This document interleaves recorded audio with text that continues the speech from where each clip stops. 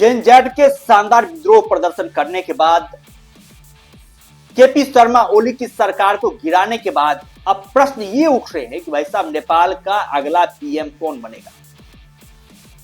Wrapper बलेन शाह का नाम इस समय सामने आ रहा था। बलेन शाह ने जिस तरह से सामने आए वो और जेनजेड के युवाओं ने उनका नाम जिस तरीके से आया किया, उनका मतलब बहुत जल्द मानना है कि मतलब वो अंतरिम प्रधानमंत्री जो नेपाल के बन सकते हैं।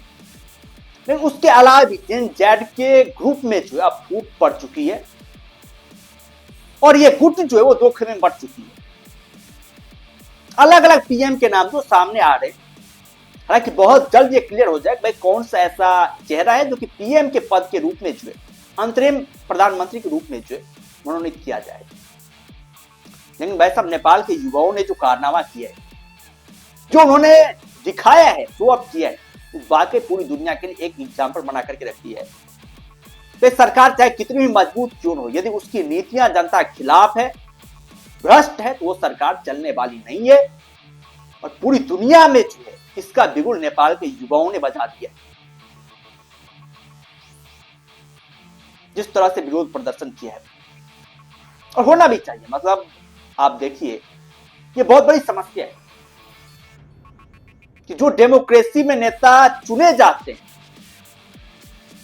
जब वो अपने पद पर पहुंचते हैं तो उसके बाद से जो वो उसे उस पद को जो अपनी विरासत समझ लेते हैं और अपने बच्चे पर अपनी ऐश मौज में जो खर्चे करते हुए नजर आते हैं, जबकि जनता जो बेरोजगारी के हालात से जूझती हुई नजर आती है। ऐसा ही नेपाल में भी हुआ था। नेपाल के युवाओं ने जो विरोध प्रदर्शन इसलिए किया था कि भाई साहब जो नेता के बच्चे वो विदेश में क्यों पढ़ रहे, वो इतना ऐशमौज भरी जिंदगी क्यों जी रहे, जबकि नेपाल के आम जनता जो गरीब, लचर और मजबूरी के साथ जी रहे।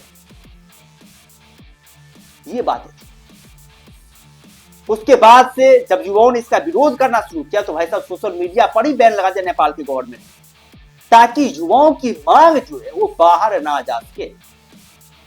लेकिन उसके बाद जिस तरीके से युवाओं ने विरोध प्रदर्शन किया, जिस तरीके से उनका तुल पकड़ा, भाई साहब उन्होंने नेपाल की इस सरकार को उखाड़ फेंका। केपी शर्मा ओली, मतलब हालत इतनी गंभीर हो गई थी भाई, नेपाल केपी शर्मा ओली को जो रेस्क्यू किया गया, वो घर से हेलीकॉप्टर में उठा करके रेस्क्यू किया गया था।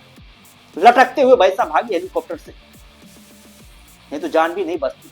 वित्त मंत्री को सड़क पे दौड़ा दौड़ा करके पीटा जाता है।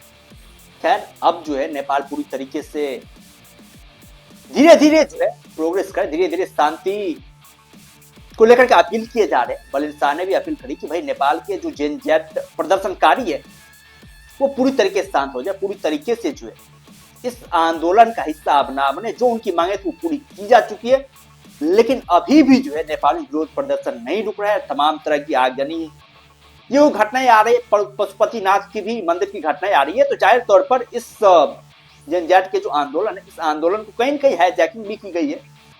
और होता है अक्सर जब आंदोलन होता है तो उस आंदोलन को हाईजैकिंग करने की भी कोशिश की जाती है विपक्षी नेताओं के द्वारा।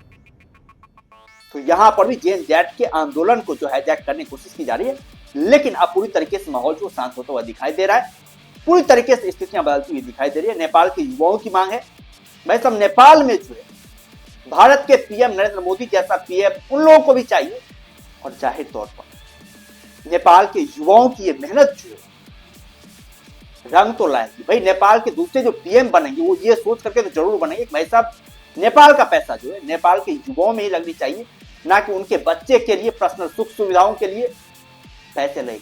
इससे नेपाल के युवाओं ने एग्जाम्पल सेट कर दिया और बता दिया कि भाई साहब आप भ्रष्टाचार जो है वो नेपाल में नहीं चलेगा।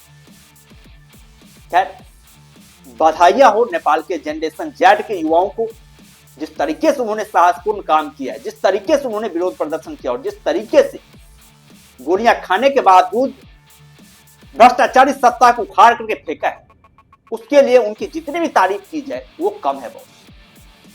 खैर आप लोग क्या कहें नेपाल के अगले पीएम को लेकर के, भाई अगले पीएम कौन बनने वाले? हालांकि बलेन शाह का नाम सबसे आगे चल रहा है, वो सबसे आगे चल रहा है। आप लोग का क्या कहना है? आप लोग अपना राय जो है कमेंट बॉक्स में दे सकते हैं। आप लोगों को कैसा लगा जेनजेड का ये विरोध प्रदर्शन? आप लोग इसको लेकर भी अपना राय जो कमेंट में दे सकते हैं। बाद बाकी हम लोग फिर मिलते हैं नई वीडियोज के साथ, दमदार कंटेंट के साथ। तब तक के लिए धन्यवाद।